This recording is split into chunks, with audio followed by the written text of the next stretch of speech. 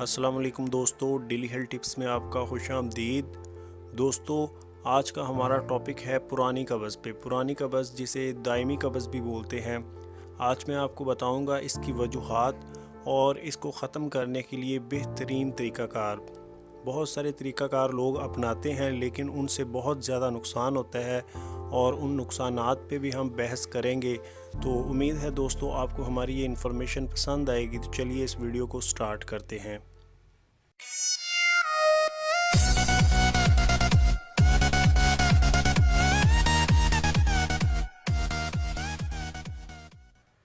तो दोस्तों, आपने ज़रूर सुन रखा होगा कि कब्ज़ 100 तरह की बीमारियां पैदा करती है। मतलब इकलौती ये कब्ज़ 100 तरह की बीमारियों की जड़ है।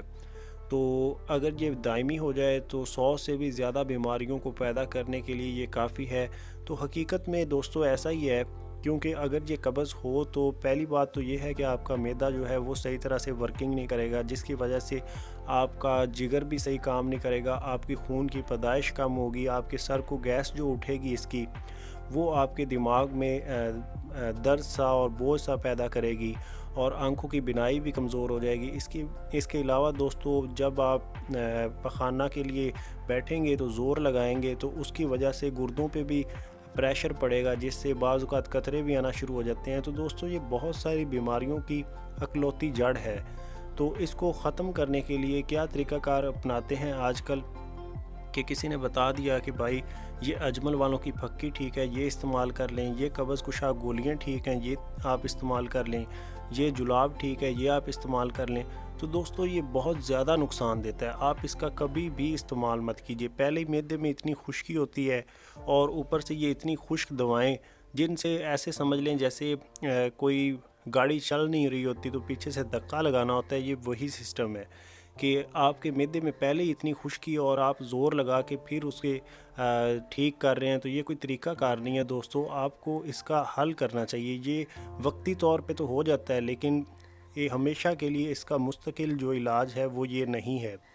तो अगर आप इसका मुस्तकिल इलाज चाहते हैं तो उसके लिए सिंपल सा एक तरीका है। ये कोई इतनी बड़ी बीमारी नहीं है, बस इसे ऐसे ही बड़ी बीमारी बना लेते हैं लोग, सोच सोच के क्या इसका हल करें, क्या चीज़ें खाएं, क्या ना खाएं, कौन सी चीज़ें हैं जो कब्ज़ कुशा हैं, कौन सी चीज़ें हैं जो कब्ज़ पैदा करती हैं।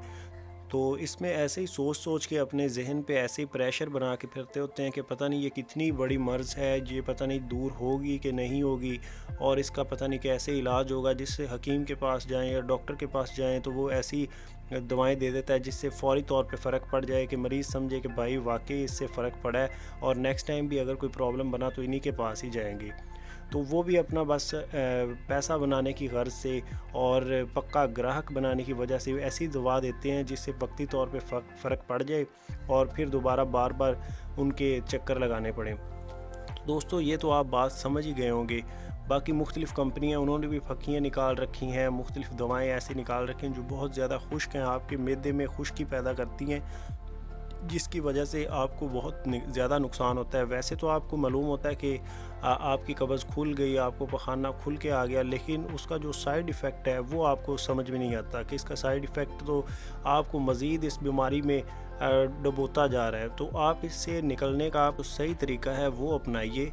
ये इन हकीमों डॉक्टरों के पीछे मत लगिए, ये तो आपको इसी तरफ ही ले आएंगे कि ये हमारे ग्राहक बन जाएं। तो दोस्तों, इसका जो मेन तरीक़ाकार है इससे बचने का, दायमी कब्ज़ या पुरानी कब्ज़ जो भी कब्ज़ हो, उसमें आपने क्या करना है कि दूध ले लीजिए।